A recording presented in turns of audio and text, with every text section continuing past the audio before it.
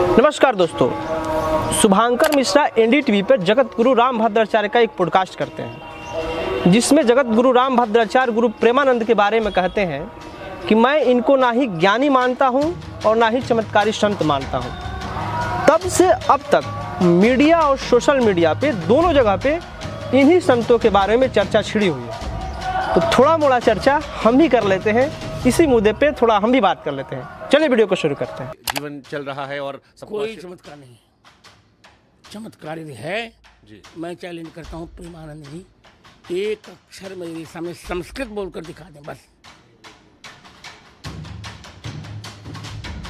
या मेरे कहे हुए संस्कृत श्लोकों का अर्थ समझा दें।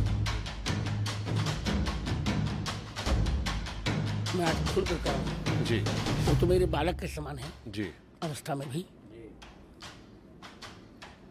शास्त्र जिसको आए वही चमत्कार है। किडनी ना उन पर डायलिसिस होता रहता है उनका जी, डायलिसिस के बाद जी रहे हैं, जीने दीजिए। लेट हिम डू, किसी बात देखिए फिर करे जा रहा हूँ जी,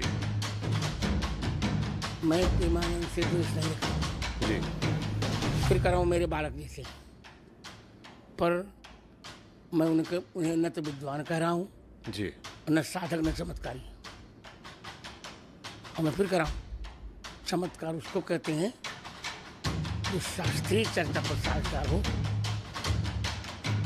वो राधा वल्लभी हैं, राधा सुधान की श्लोकार्थ विधि से बता दें।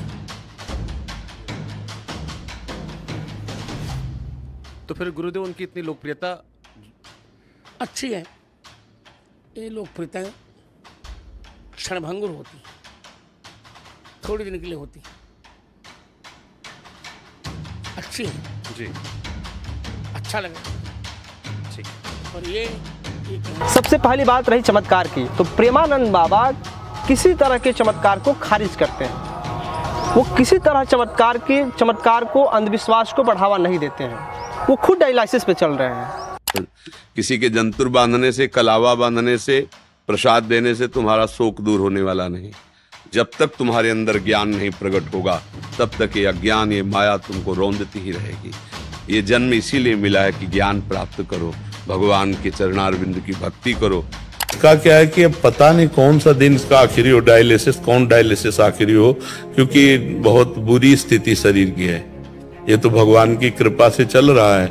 हम प्रभु से इतना मनाते हैं कि जैसे 10 बजे यहाँ से निकले तुरंत सब आ जाए, बुखार जो कष्ट होना हो, और रात्रि के 1 बजे के बाद सब बंद हो जाना चाहिए। हमारी दिनचर्या चलनी चाहिए। तो भगवान की कृपा से ऐसा होता है, दिनचर्या चल जाती। अब मान लो 18 वर्ष तो हो ही गए, किडनी खराब हुई, चल रहा है, अब कितना चलेगा वो। अब रही बात संत की, तो किसी भी संत को आप इस बात से संत होना नहीं नकार सकते, उसे संस्कृत नहीं, क्योंकि उसे संस्कृत नहीं आती है। हर व्यक्ति का महत्व सिर्फ विद्वता से नहीं आंका जा सकता है।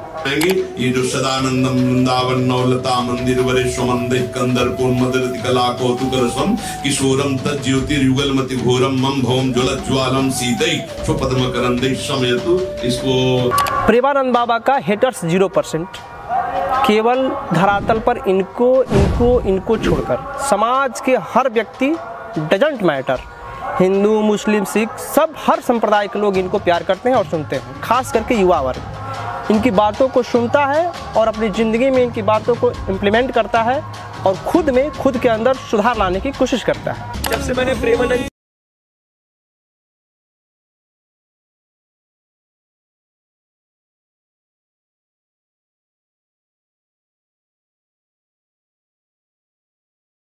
बाबा का प्रॉपर्टी के नाम पे 0, कुछ नहीं है, दिखावा कुछ नहीं है, गाड़ी भी अपनी नहीं है, किसी भगत का दिया हुआ है।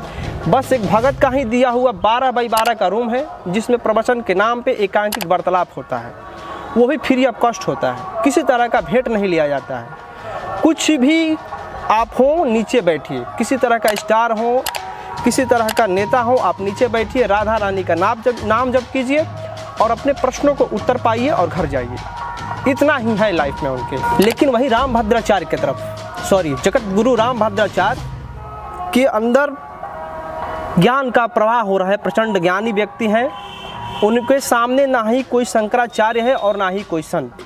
सारे शंकराचार्य नकली। सारे आचार्य नकली हैं। अब पूरी के शंकराचार्य को स्वयं संस्कृत बोलने का अभ्यास नहीं है, तो गाली देने से कुछ शंकराचार्य बन जाता है क्या? अब मैं यह बात प्रसन्नता से कहने जा रहा हूँ। करोड़ों की प्रॉपर्टी जहाँ जाते हैं वहाँ अरेंज करने में कम से कम करोड़ों लगता है, और जो कथा कहते हैं उसका भी अलग। जगत गुरु रामभद्राचार्य जिस जाति से आते हैं उस जाति को छोड़ करके हर जाति इस धरती पे, धरातल पे, खास करके हिंदुस्तान में हर जाति अधम है, नीच है। ध्यान रखना, ये एक संत की वाणी है। अधम ब्राह्मणों की चर्चा चलाई गई। हमारे यहाँ कुछ ब्राह्मण सरयू पारणों में अच्छे नहीं माने, उनके यहाँ ऊँचे कुल के लोग अपनी बेटी नहीं देते।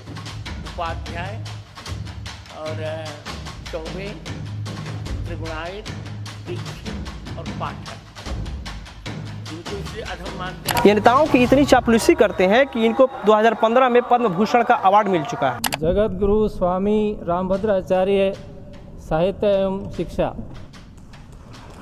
इनकी सभा में प्रधानमंत्री से लेकर देश के बड़े बड़े नेता जाते हैं, और ये अपनी सभा में एससी एसटी को खुले तौर पे अपमान करते हैं। स्वामी जी कहते हैं कि जो राम जी को नहीं बचता वो चारों वर्णों चमार है। वो राम को भजने वाला उत्तम और चाम को भजने वाला नीच, ये गोस्वामी जी का तात्पर्य है। यहाँ मैं ये नहीं कह रहा कि इनमें केवल बुराइयां हैं, इनमें अहम बहुत ज़्यादा है। यदि आप इनको सुनिएगा तो आपको लगेगा कि मैं किसी अभिमानी और अहंकारी व्यक्ति को सुन रहा हूँ। बाकी मैं आप पे छोड़ता हूँ। Thank you very much. Radhe Radhe.